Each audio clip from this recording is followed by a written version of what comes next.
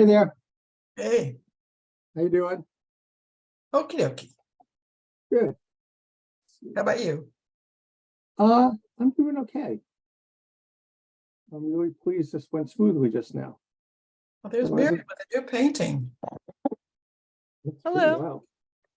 Hey Miriam, Hi, Is you like that- my is- painting? is that new? No, well, no, it's not new. It's one we haven't seen before. Sadly, it's one that got damaged, so all I have is the picture. Oh, that's sad. So Nate, congratulations. Feel the power? Thank you. Nicely done. How did it go? Smooth. Pretty straightforward, I thought. Yeah. Just a couple clarifying questions. And yeah, I don't know if we should like sort of recap a little bit. Well, officially our meeting wasn't adjourned, or just sort of changed venues, but I think for Miriam, and then although I guess we're still on that thing, so I guess Miriam, are you there? Yeah, I'm right here. Okay, do you have any more questions? You want Nate to sort of tell you what happened in brief, or? Yeah, is it tell not me what necessary? happened. Just briefly. I don't. Sounds like it was all good, so that's fine. Yeah, I think it was all good. So, 2 weeks ago, we were before the select board, and, they had a couple of questions about the sort of outstanding legal query around whether or not our municipal light plant arrangement precludes us from setting up a community choice aggregation.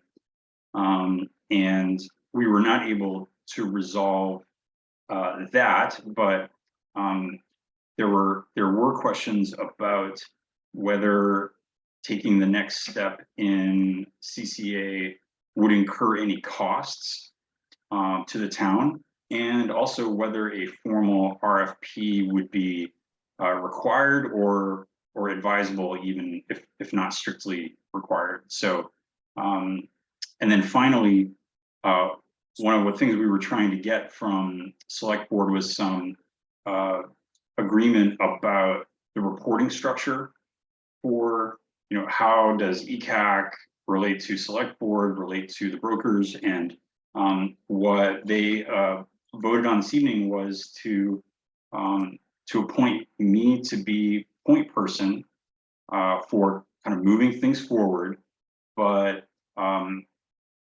working with ECAC to bounce ideas off of, develop sort of points of strategy, I think, and scope, perhaps, and then once I can help funnel that to the select board as I report to them on developments as we're able to hit those milestones.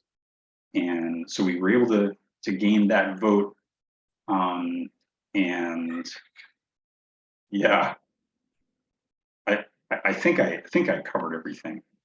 Yeah, and I think, and the other point about the cost, there's no cost to the town at the beginning, and then when there is cost, it's built into the rate structure, so there's no direct cost from the town. So there was no reason not to proceed, because any cost that would be incurred would be by a broker if and when we get a broker. So Gail, you had a comment or a question? I was not clear that it was finally agreed we do not need to go for a formal RFP. It wasn't. So that was No. left open. Yeah, I think what I was going to just suggest, I mean, Becky said that she and Nate should discuss it, but I thought following through on us as the sounding board and sort of pushing up recommendations, it might be worth spending a few minutes seeing what we think. I will say, just for Miriam's benefit, what Rita suggested was, even if we don't need a formal RFP by state regs, and we don't need one through the town's requirements, but Rita was saying perhaps we do something in the middle, because Becky made a point of, if you put a proposal out there, you're sort of kicking the tires of anybody, and you might discover a new person. It sounds like from Nate's research, there's, it's sort of geographically defined pretty much, so we probably won't find a new person, but it, you get a sense of the quality and responsiveness and all that stuff. But what does that leave for us as process? I think we can create a process. I mean, it seems like if we're not, this is my interpretation, but I'll just throw it out there, is that the town can require some written documentation that falls short of an RFP, that has qualifications, that has references from current clients or past clients, has some kind of scoping of what they would do. But it doesn't fall into the parameters of, an RFP with sealed bids and all that kind of stuff. That's So what I would think. Could we say that we're left to our own process to get information on broker? Short of getting a formal RFP? So just the way I heard Becky's comment was that one of the benefits of issuing a formal RFP is that you may get responses that you hadn't expected. But I think, Gail, I saw you like maybe hold up your fingers. She said, how many brokers are out there? That's right. Yeah. So I think there may be 3, but I have contacts at Colonial Power Group and Mass Power Choice, which are the 2 largest ones, and I can try to identify that 3rd one.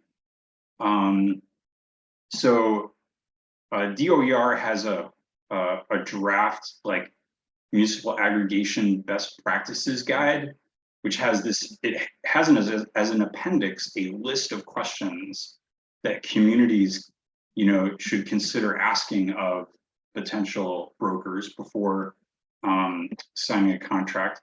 I can forward that to the group. I can also forward to ECAC an RFP that the Franklin Regional Council of Governments issued in a couple of years ago. But I have Colonial's response to that RFP, which would be, I think it's just helpful documentation for us to have like shared among us. And I think if we were able to gain similar sets of documentation, testimonials from these others, I think among the 3 we'd at least be able to get much closer to a recommendation, perhaps. But as far as like word of mouth, I've received encouragement from others regarding both of those 2 brokers. Did you hear though that we ECAC had the opportunity or the power response, whatever, that we could find that information and then go to the select board with a recommendation? Did you hear that?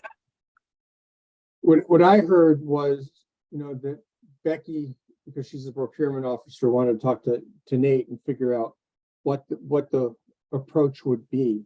And then based upon that, Nate and Becky would probably go before the select board. So, I mean, what I'm imagining is we can just, if we discuss it next meeting, Nate sent us the stuff, maybe we come up with a draft. We identify what we want as recommendation in the interim. I mean, At the next select board meeting?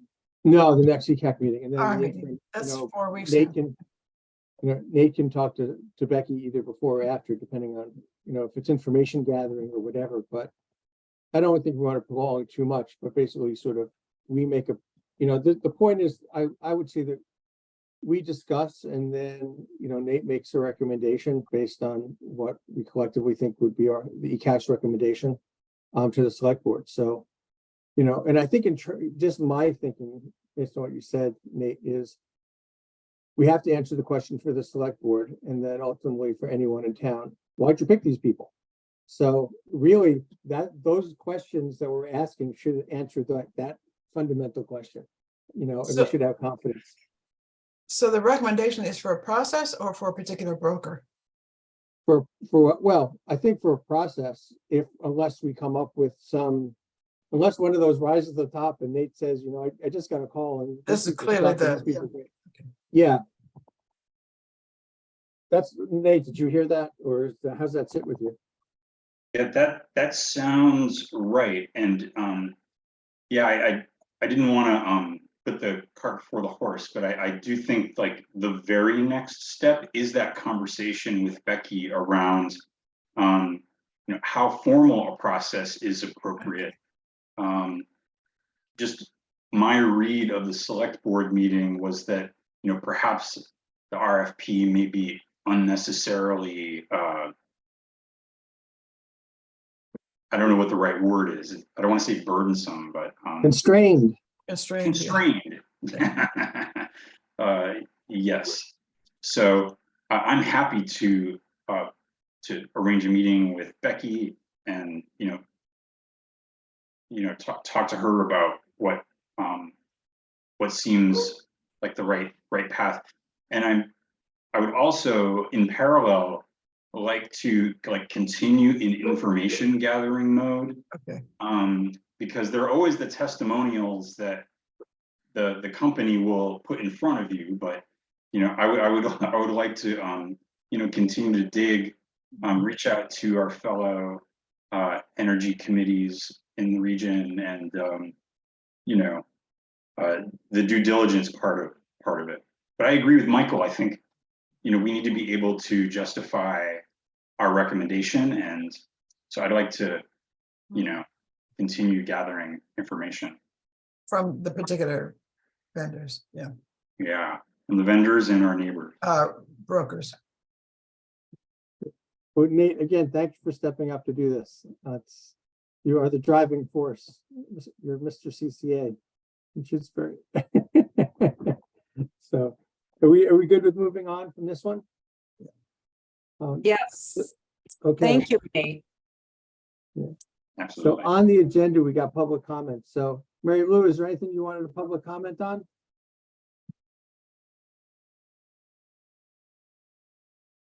Mary Lou, are you there? I will take that silence as a no. Okay. So I think it was last meeting, hard to remember at this point. Nate, we had a conversation before town meeting about stretch codes. And I think the general consensus was there wasn't enough time to sort of get it together and do the research to sort of put it before town meeting, but we wanted to pick it up now that we're beyond that, and sort of have that conversation. So Nate wanted to sort of introduce that conversation again. And before you do, Nate, I'll just say, because of the beginning of the meeting and our attrition in size, I'll just listen to the recording and do the minutes this month. So are you doing it? I figured I was up next, so I'm just doing it. Oh, I love you. Thank you. Okay. You're on, Nate. Tell us about stretch codes. And we'll use the first part, we'll just take from the select board minutes, right? We don't need to do the, Yeah, I mean, all that I did for that part was when we called the meeting to order, which was 7:01. And okay, it was you and me and Nate that were present. okay. I think it'd be worth just documenting that we switched from one Zoom room to another Zoom room. Okay, So,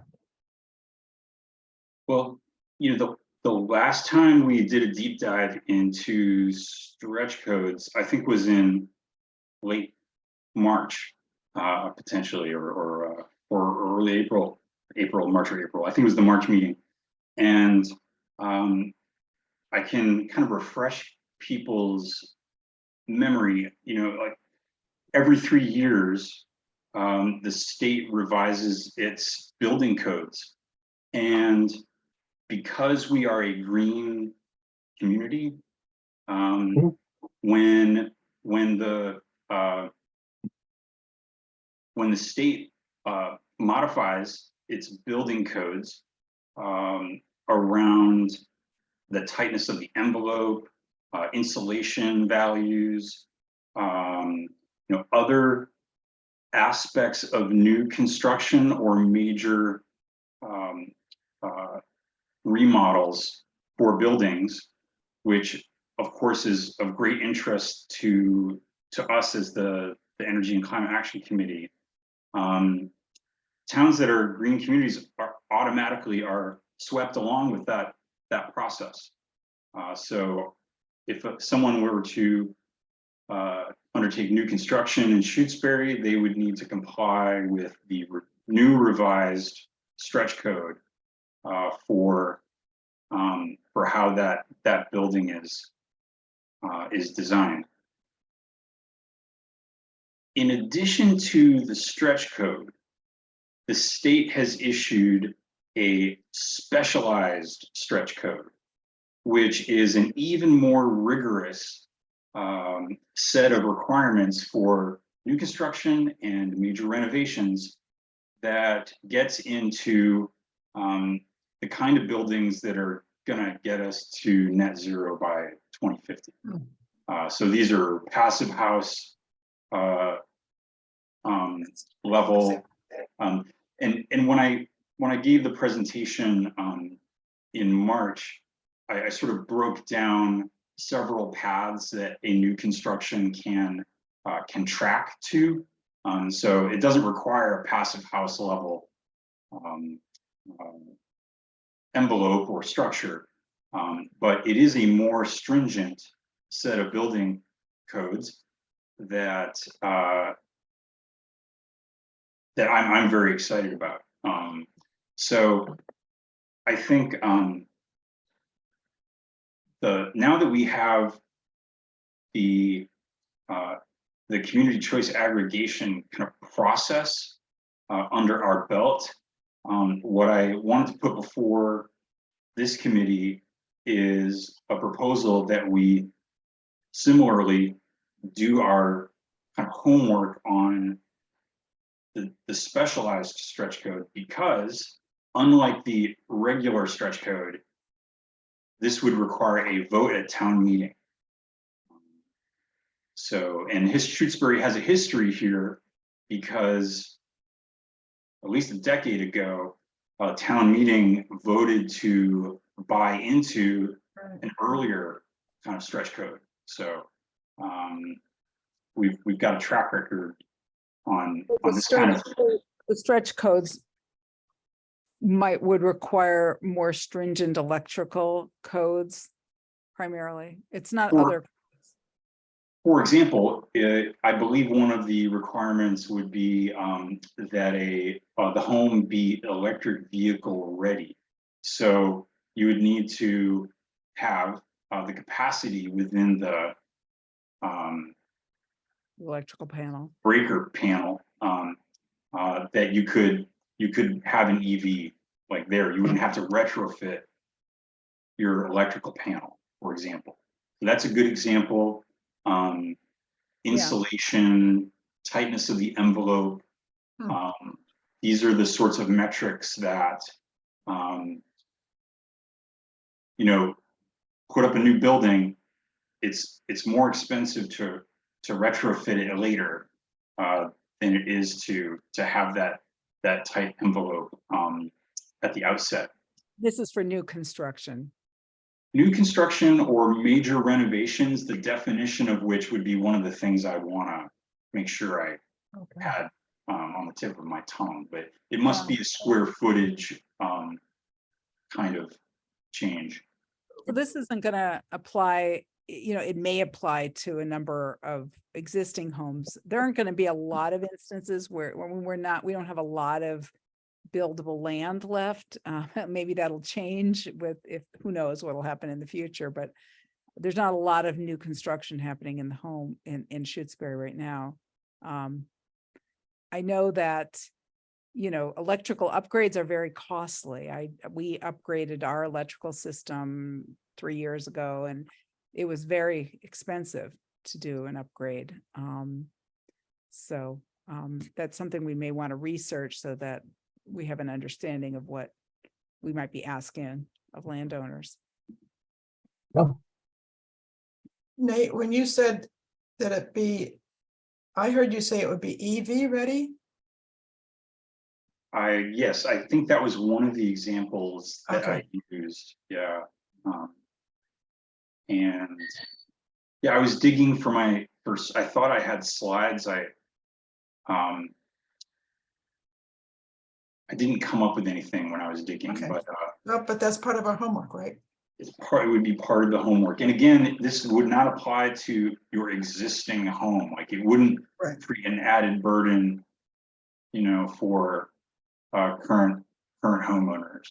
And I think, you know, one of the things that we could gain out of this process is an opportunity to, you know, as we're sort of, you know, educating the town in preparation for a vote on special, you know, this stretch code proposition, you know, we can also promote, you know, energy efficiency. Like, what are some of the funding opportunities through the Inflation Reduction Act? You know, other like state level incentives, because you know, one of the main ways that we're going to reduce greenhouse gas emissions is through, you know, in New England, is tightening our home envelope and you know, just insulation and, you know, things of that nature. So Could we, Nate, could we find someone who's knowledgeable about stretch codes who might be able to come and maybe do an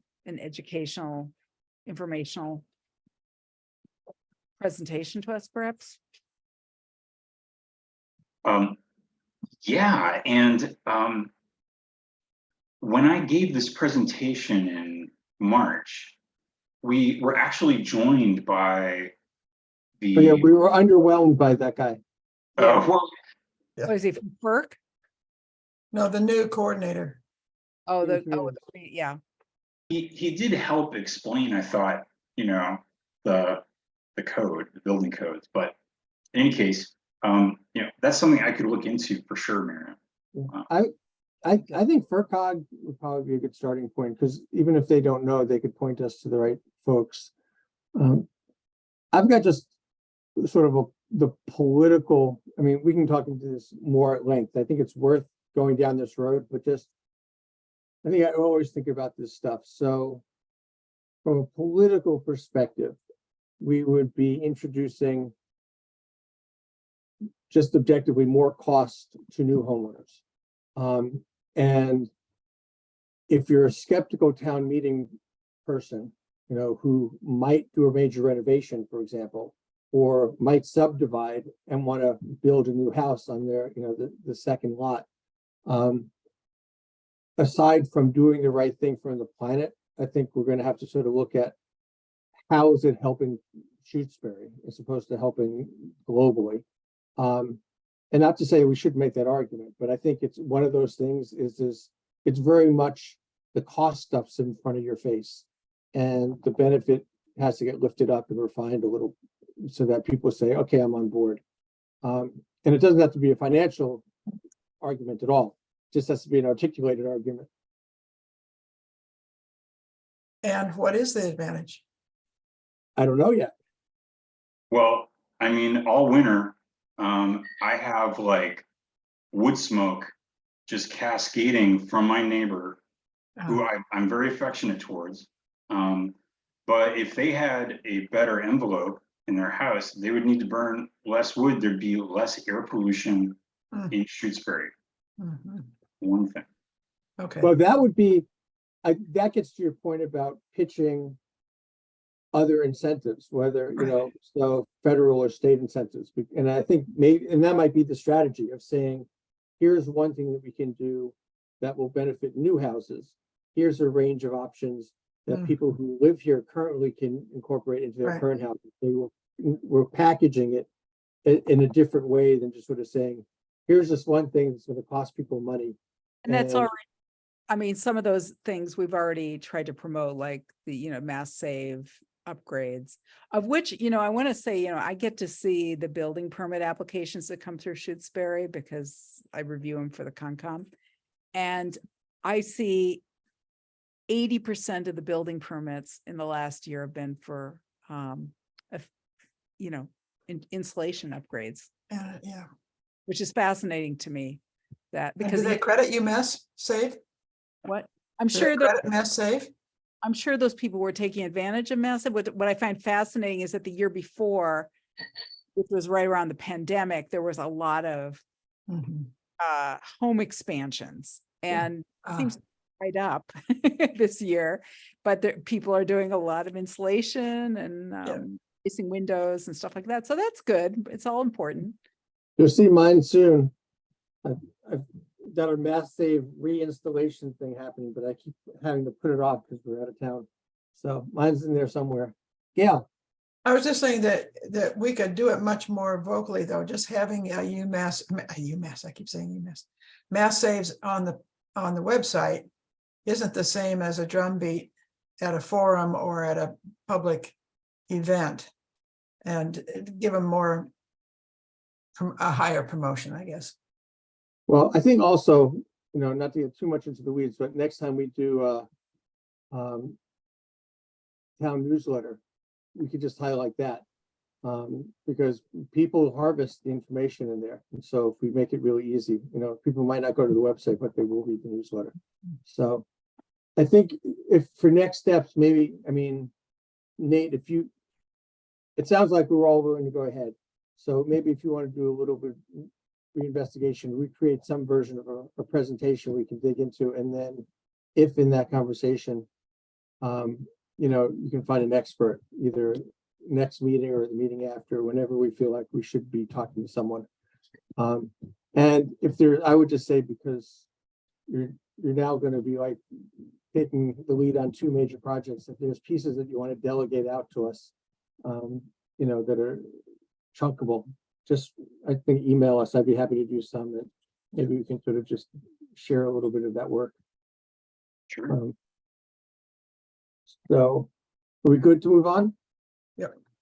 Okay, so Miriam wanted to talk about reviving work group discussions. I had some thoughts as well, but Miriam, I'm correct, you wanted to talk about that? Yeah, that'd be great. Okay. What do you think? I thought that, I'm trying to remember, we had 3 working groups. One was stormwater, one was invasive species, and one was Solar. And so we haven't, we've kind of moved ahead with the energy issues, I think, in a productive way. And I think that it seemed like there was a consensus that perhaps stormwater was going to be too challenging because it involves grant writing and stuff like that. Though I think there might be some ways for us to carve out a path that could be helpful to the town that doesn't just involve grant writing.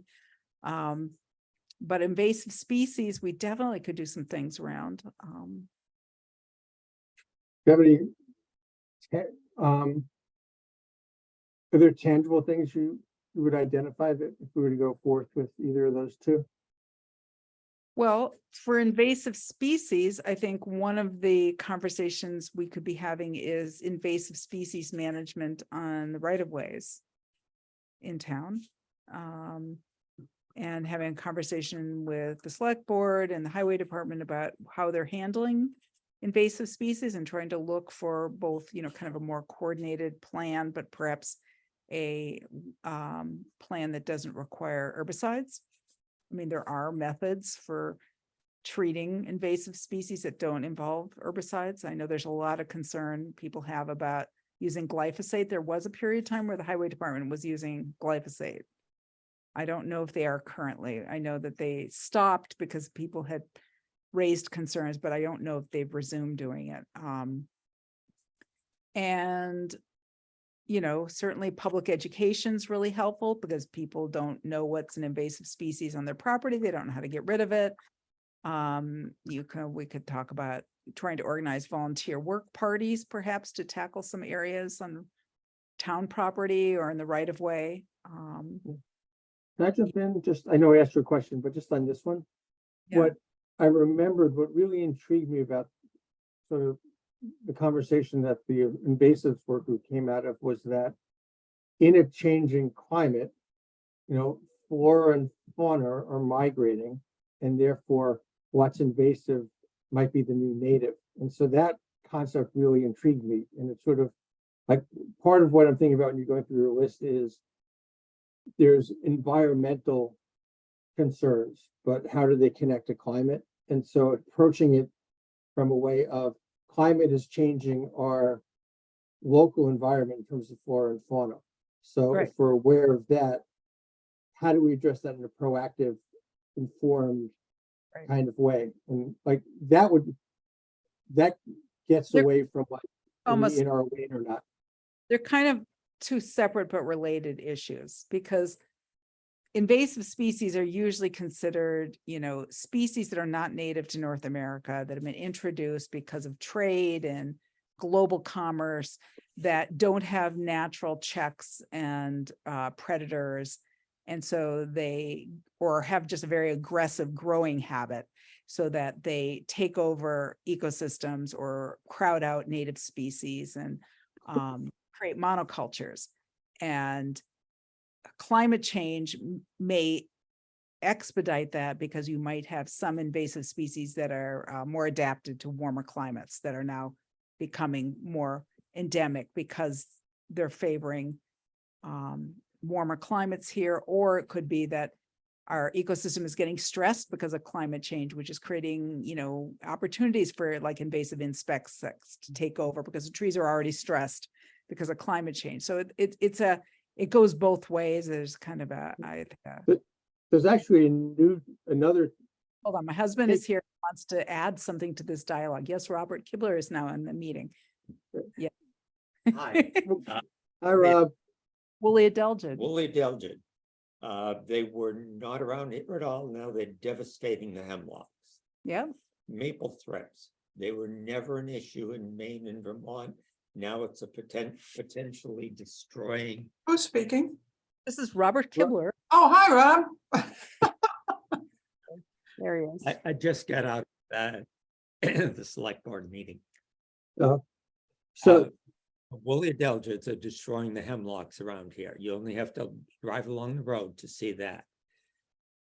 Maple thrips are starting to affect the maple syrup production throughout New England. Yeah. Okay. So it's happening. It is It's not happening. a maybe. No, It's here. It's happening. And, I got one more. so there's an interaction. Both climate change makes invasive species worse. Invasive species make us more vulnerable to climate change. You have. I got another one though, or What? a related one. I just want to share another one that I learned today, listening to NPR. So the fires in Hawaii Yeah. were aggravated because there was on that side of the island, there's a lot of grassland, and apparently that was left over from sugarcane, which was then abandoned. And in the place of sugarcane came all these invasive grass.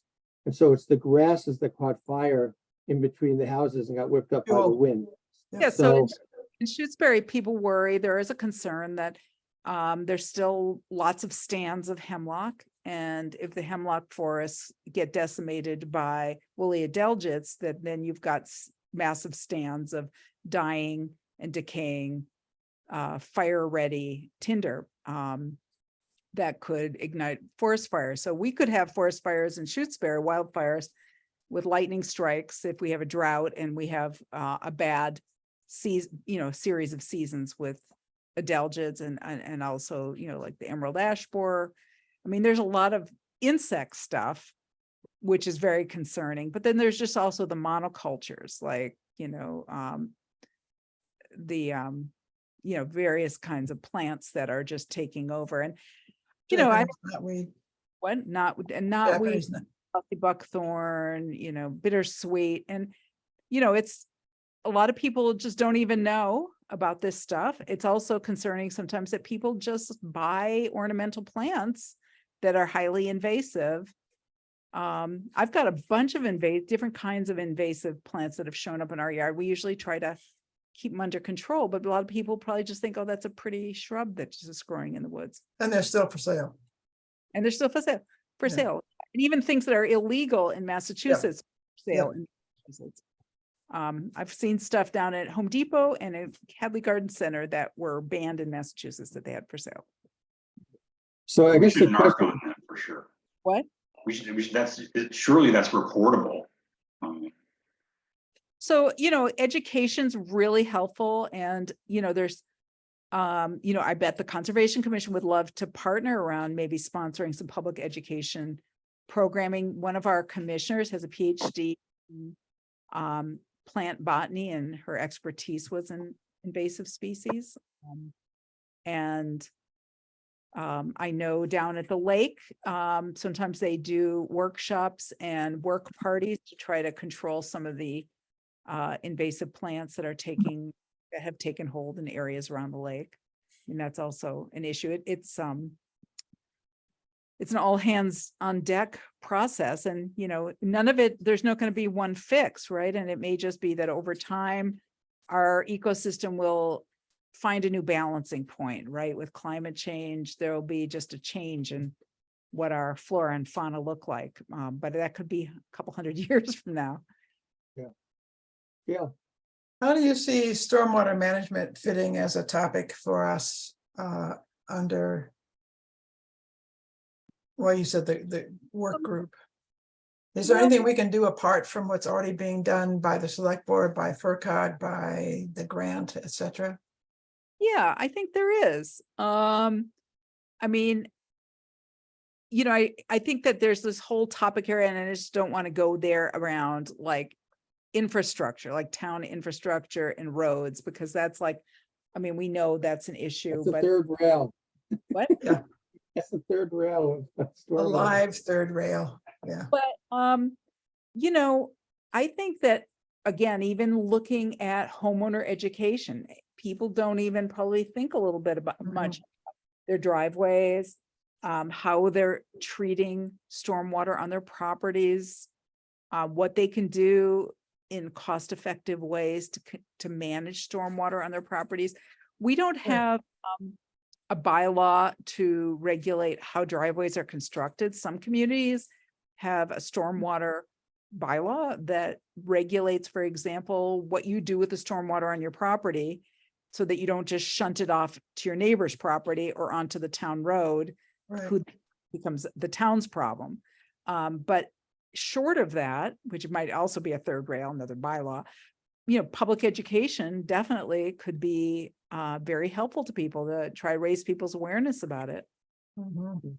The two things that strike me, without extending the conversation too much more, is whatever we do with this stuff, I think we need to have a direct connection to climate, like, so that if someone says, to Gail's question, like, how does this connect to climate, that we have to, it should be direct. It shouldn't be sort of an indirect kind of thing. So however you do it. But the other thing that strikes me more just practically is, Miriam, if you wanted to think about, maybe we can talk about it next meeting, like having, I don't even know it's a workshop series, but at least having some offerings in the fall into early winter where we can identify a speaker, either someone in town or someone with expertise, and just promote it. Because it seems like with these two issues, if you want to do something that's either policy, regulatory, grant related, the first step is to tell people it's an issue and help them engage. And maybe there's personal actions that people could take, but if nothing else, it's also awareness raising, generally speaking. So we're creating a platform for action after that. Probably very, very transparently and directly relatable to climate change. And I think it's high on everybody's mind this summer, because we've had a freakishly high precipitation season, and lots of people are dealing with flooding on their properties and their driveways, and dirt roads washing out, and all that. I'm not questioning. I think what you just did is articulating it. So like if we say, hey, everybody, Run with it. with climate change, there's more moisture in the water. It means that there's more flooding, there's more intensity. That creates problems for you as a homeowner, and for the town. So what can we do about it creatively? Just saying that means that it's related to climate, as opposed to not giving a context. That's all I'm saying, is that we want to be able to say, this is happening in the climate change reality, and we're identifying, lifting it up, and focusing on it because we think it's important. So really, you're tying any of these topics, these subtopics, to climate change, invasive species back and forth. Water flow and water management in light of climate change, in light of Right. town. That's what we want to keep pounding. Yeah, I think so, just because it reminds people that there's a reason for this and there's a larger context, and what's the connection with stormwater basins? Well, there's a connection and the nexus is climate change. We could even, for example, just look into whether maybe there'd be grant money for this, but to get assessments for landowners or volunteer people who are knowledgeable, who could go out and help a landowner figure out if their trees are at risk. I bet Don Wakalak would be absolutely willing to volunteer about things like that. I mean, he's a forester. But there might be other people who would do it as a volunteer or maybe through a grant, so that people could some, information about their properties. Would you be willing to just give a little more thought and we can talk about this stuff next meeting? Okay, cool. Thank you. I'm going to move us on. So the next thing was growing the committee. And so far I won't say failed miserably, but we have not succeeded. So contrary to Miriam's minutes, I don't think Isaac ever showed up. He was at town meeting, but he's never come to one of our meetings. I suggested an edit to that regard. Yeah. I'm not. But he expressed his interest in CCA, but he has not shown up at either select board meetings that discussed it, much less our own meeting that discussed it. So I've got to wonder. Has anybody reached out to him? I sent him an email after, I can't remember, it was before the first meeting he didn't show or after somewhere in there, I sent him an email just to check in. And I can do it again. I mean, summer with kids and all that stuff, you never know, but I'll follow up with him. Does anyone know when I was going to say, I'd like to tie new members to what we've just been discussing. I don't think we're going to get anyone involved in the committee unless we have something to be working on. And when we can develop some real projects and some real things that we want the committee to do in the town, then we can draw interest and go to specific people who have those interests. That makes sense. Yeah, I was going to ask, does anyone know when the next town newsletter is coming out? When the next what? Town newsletter. Oh, I saw something in my inbox a few weeks ago, but I didn't really pay attention. I think it's It'd be late in the fall. So, I mean, we could maybe think about that in terms of if say next meeting, we get a little bit of clarity, we can just identify CCA, maybe we can talk about stretch codes, maybe we can talk about workshops. And in the context of that, put out the word, but Right. I mean, I think we're a pretty good group, but I think over the course of the year, it'd be nice to incorporate people. But your suggestion is good, Gail, that you need a there, and you got to get people excited. Yeah. Like But we got could jazzed. we could lay out a program basically that would draw people to the, Yeah, and I don't think we want to say, if you're not interested in this, don't join the committee, because people can Say bring what? other new ideas. I don't think we want to say, if you're not interested in our ideas, don't join the committee. But I think, might be a turn off. Yeah. yeah, I think the projects are a motivator. And then if someone says, I've been thinking about X, how to support EV infrastructure in the town, and I'd really like to figure out how to do that. If it fits with what we're trying to do and it doesn't detract from our momentum, it's worth a discussion. If nothing else, we can welcome to the committee and say, stick around beginning of next year, we can do that, or give us 6 months or whatever it's going to be. So I think that makes sense. So any other thoughts on, there's no individuals besides Isaac that have come across my radar. Anybody else? Well, you had drafted it seemed like a letter, and we provided feedback for that. Was your idea that the town newsletter was the right vehicle for that? Did we not send it out the town announce? I wrote it. Did I space? And you sent it out?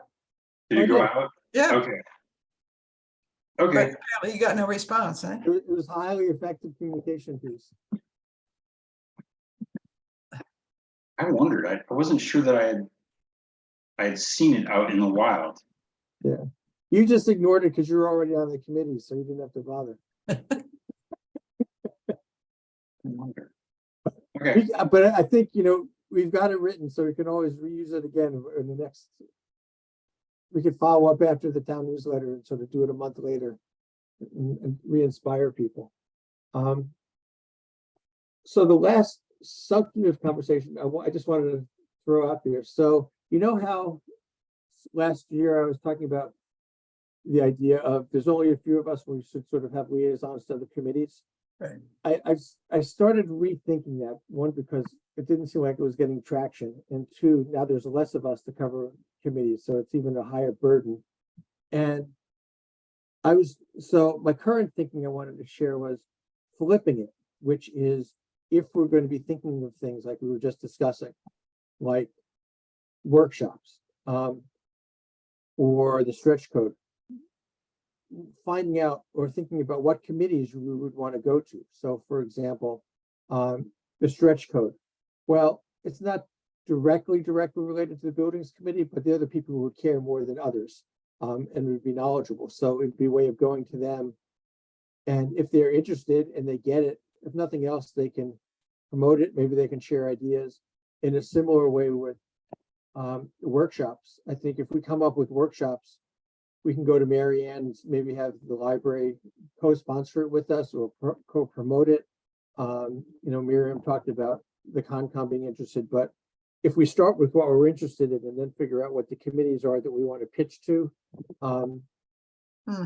because I don't want us to become like this eddy where we're just doing our work and we're not connected. But I think unfortunately, I think Nate, it was when you went to school committee, to talk about stuff, and they were like, we're doing stuff. We'll call you if we need you. That doesn't help anybody.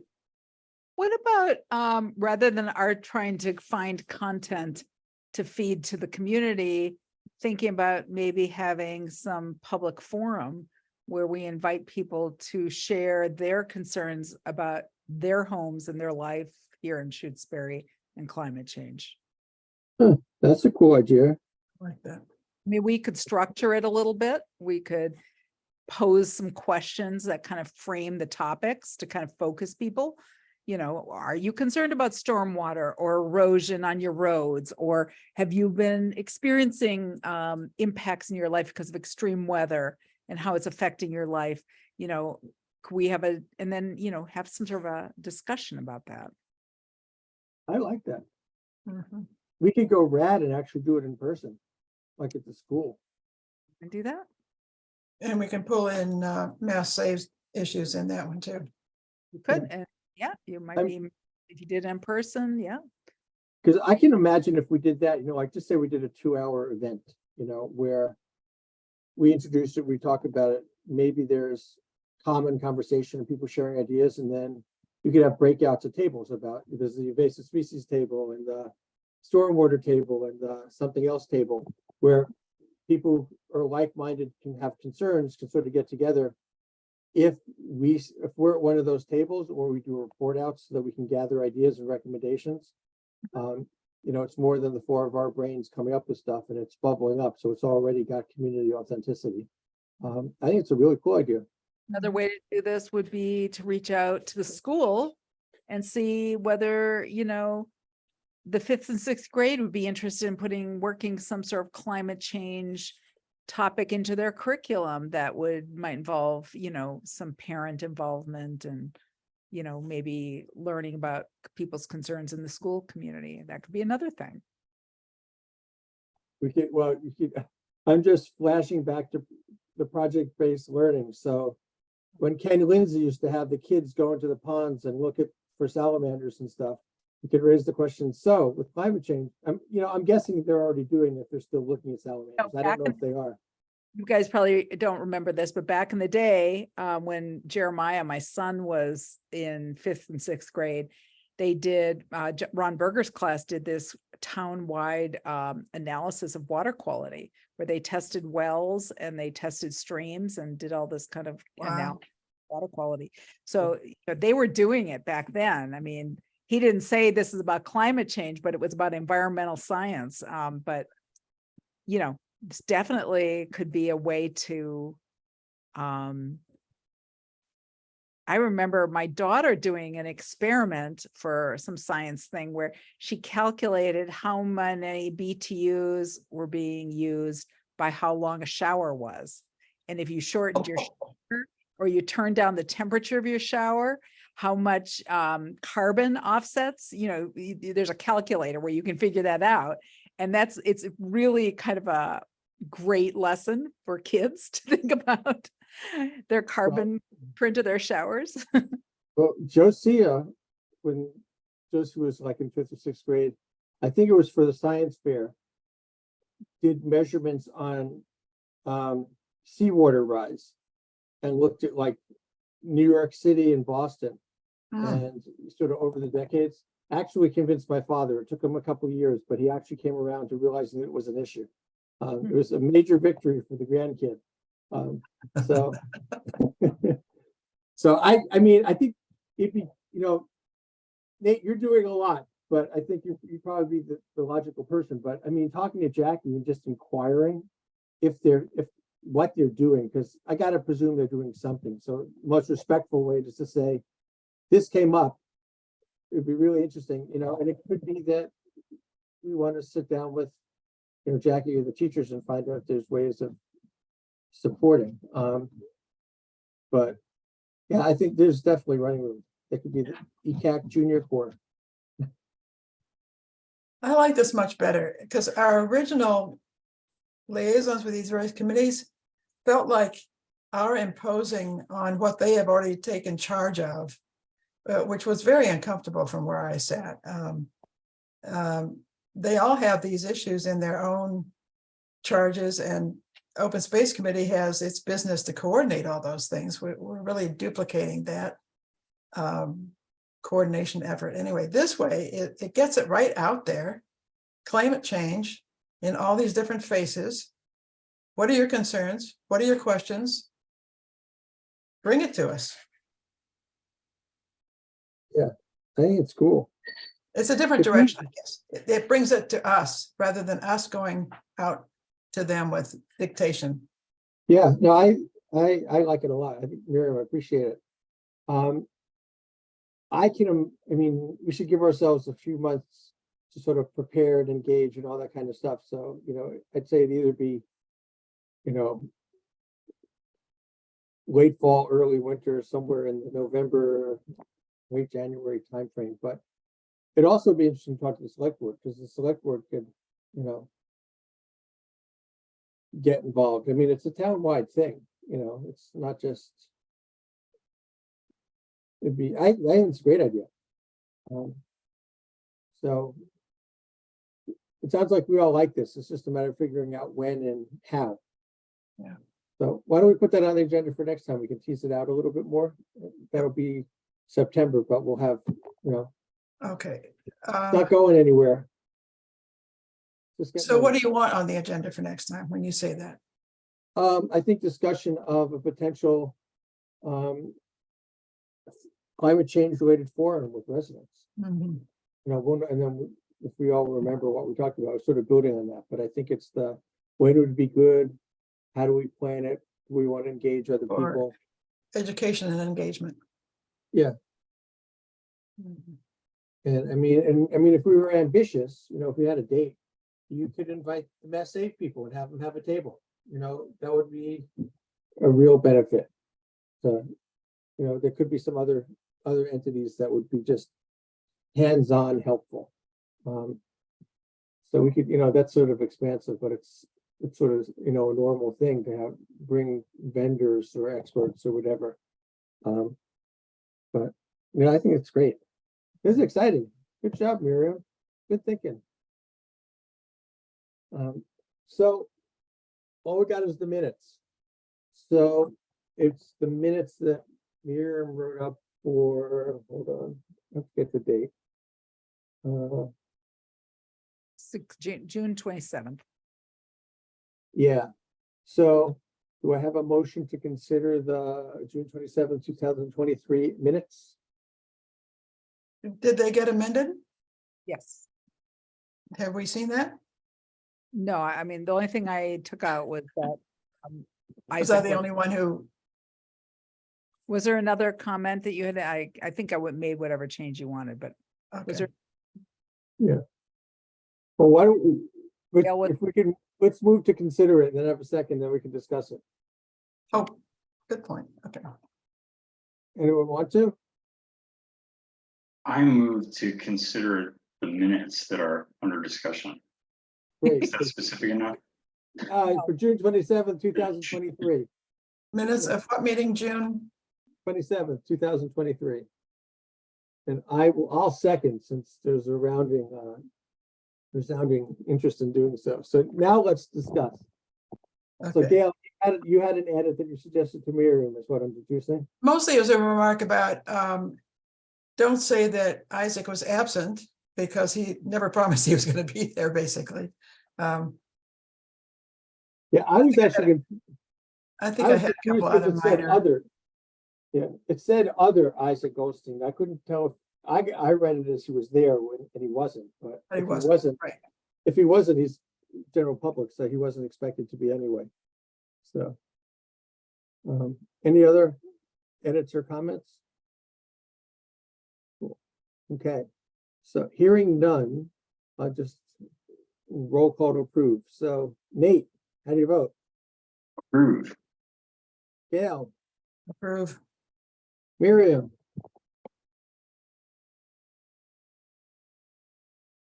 I said, appro- okay, I was hoping you would approve since they were yours and I approve, so they now approve. So Gail, will you make, I don't know, Miriam, do you want to make the change and send it to Gail, or Gail, do you want to make the change and then? If you send it to me and I'll convert it and post it and all that good stuff. sending it. Great. So then our September meeting could be Tuesday, the 19th of September, if that works for folks. How's that sound? Future planning, what do I know? Yeah.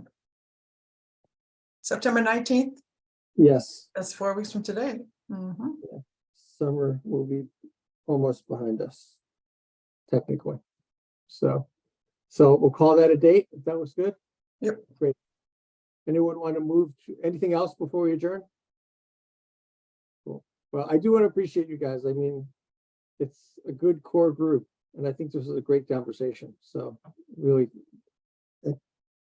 we're doing good. And Nate, thanks again for volunteering to do the CCA. Greatly appreciate it. So, motion to adjourn? I move we adjourn the meeting tonight. Second, Second? Okay. Nate, how do you vote? Aye. Miriam, aye. Gail, Aye. and I'm an aye. Okie dokie, we are adjourned. 8:16 PM. Okay, see you guys later. Bye. Take Thank care. you all.